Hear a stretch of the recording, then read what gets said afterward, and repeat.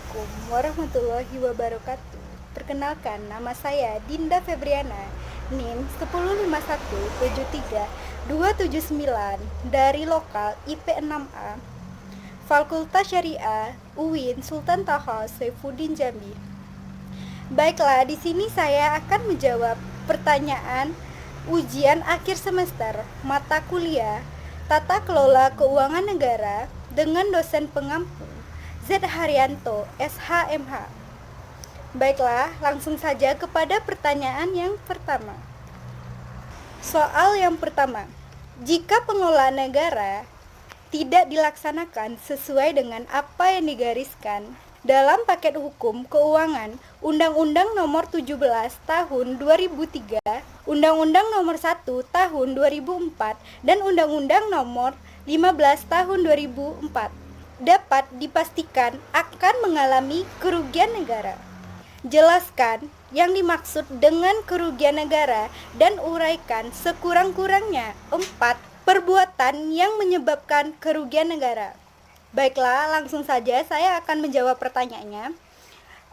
Menurut Undang-Undang Nomor 15 Tahun 2006, kerugian negara adalah kekurangan uang, surat berharga, dan barang yang nyata dan pasti jumlahnya akibat perbuatan melawan hukum, baik yang disengaja maupun lalai. Selanjutnya, ini adalah 4 perbuatan yang menyebabkan kerugian negara. Yang pertama, melakukan perbuatan melawan hukum yang menyebabkan terjadinya suatu kerugian negara. Yang kedua yaitu adalah membayar harga barang yang lebih mahal daripada harga yang seharusnya. Dan yang ketiga ialah perbuatan yang tercela yang tidak sesuai dengan norma-norma yang ada dalam kehidupan sosial maupun kehidupan bermasyarakat. Dan yang terakhir adalah penyalahgunaan wewenang atau jabatan untuk memperkaya diri sendiri maupun kelompok yang mengakibatkan kerugian negara. Setelah kita lanjut kepada pertanyaan selanjutnya, yaitu menganalisis link video dalam perspektif ilmu tata kelola keuangan negara. Dalam video tersebut dijelaskan tentang Ahok bicara bahwasanya tentang APBD yang dikonspirasikan oleh pihak DPRD Provinsi Jakarta.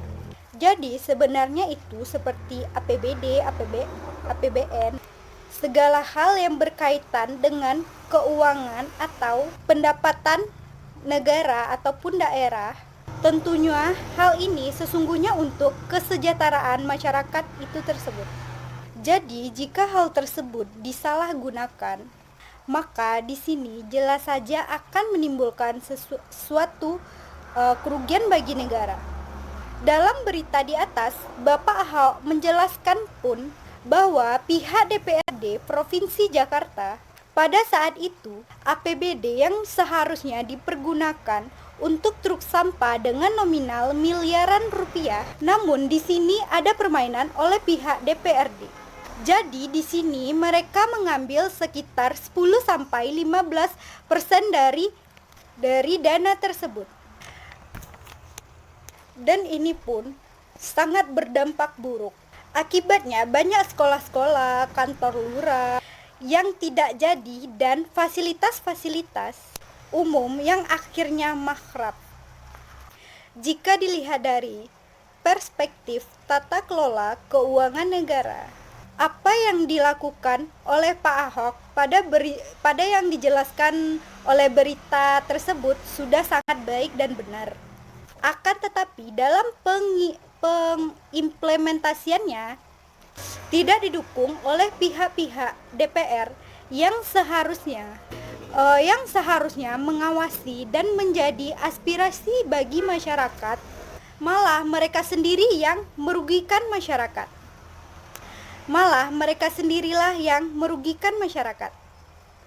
Maka dapat disimpulkan bahwa jika ingin menciptakan daerah yang maju, maka diperlukan pemimpin dan bawahan yang bisa bekerja sama dengan baik dan benar. Setelah kita lanjut kepada pertanyaan yang terakhir. Pertanyaannya adalah, apa yang saudara lakukan jika Anda adalah seorang kepala pemerintahan, pemegang kekuasaan atas pengelolaan keuangan negara sebagai bagian dari kekuasaan memerintah? Jelaskan dan uraikanlah. Baiklah, jika saya menjadi kepala pemerintahan, pemegang kekuasaan, hal yang akan saya lakukan untuk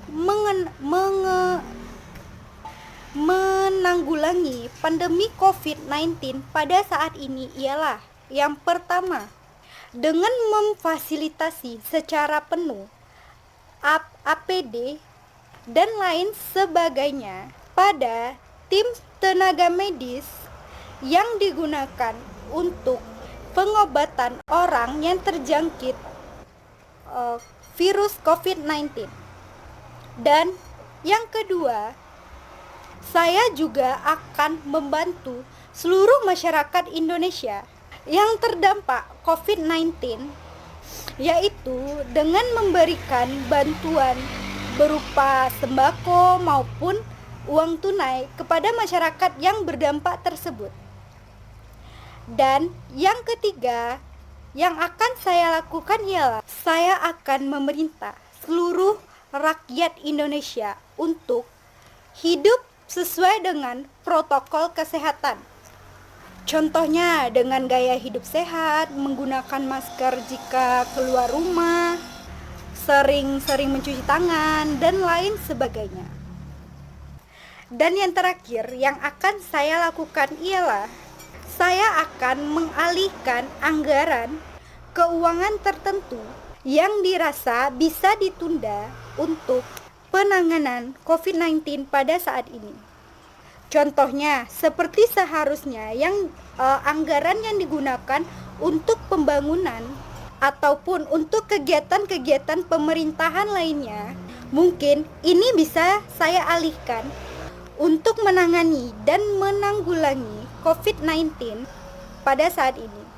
Menurut saya, pembangunan memang juga sangat penting, tetapi mengingat keadaan saat ini, tentulah yang menjadi prioritas saat ini bukanlah pembangunan, tetapi lebih kepada keselamatan rakyat dengan mengalihkan anggaran-anggaran yang bisa ditunda untuk penanganan COVID-19. Baiklah, sekian video dari saya. Maaf jika banyak kekurangan dan kesalahan. Saya akhiri dengan wabillahi taufik wa hidayah. Wassalamualaikum warahmatullahi wabarakatuh.